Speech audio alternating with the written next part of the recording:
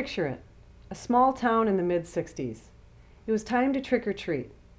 My oldest sister was dressed up as a princess, and my older brother and I were decked out as Porky Pig and his sidekick, Petunia Pig. That's right, I was dressed up as a pig.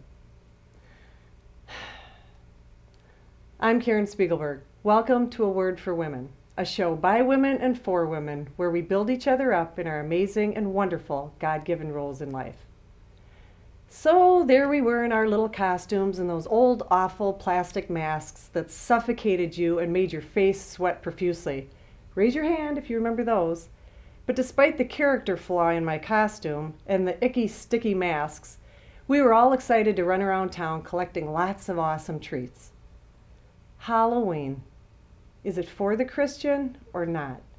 And what should you know about the origins of Halloween to make a good choice for yourself as one handing out candy or one who still has small children or grandchildren? Halloween originated in several European countries and was brought to the US, Canada, and other countries. Historically, it's tied to pagans like the Druids. The Druids were an order amongst the Celts, and Samhain was the name of the god of the dead. The belief was that on the eve of the Celtic New Year, which for them was October 31st, the souls of the dead roamed the land.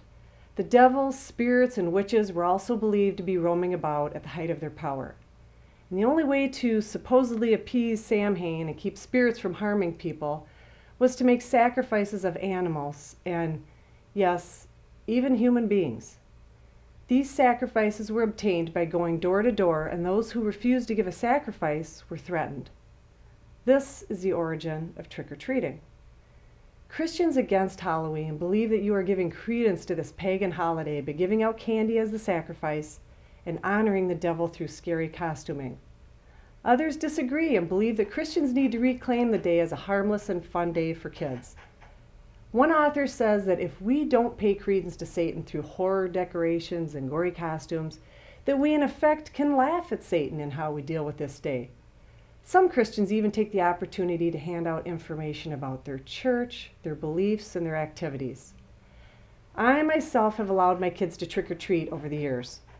We don't use the word Halloween or wish anyone a happy Halloween, and we've always just dressed up in silly costumes, but this is just the way we've handled it.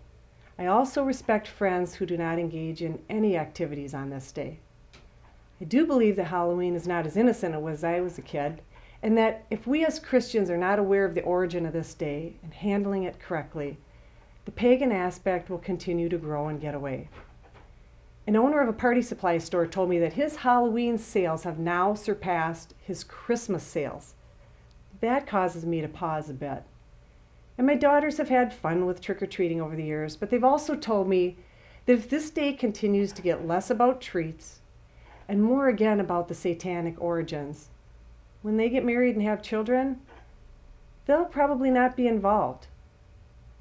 Thank you for joining us on A Word for Women. And now, as a responsible Christian woman, I urge you to become more informed on the origin and traditions of Halloween and make your own decision in a God-pleasing way.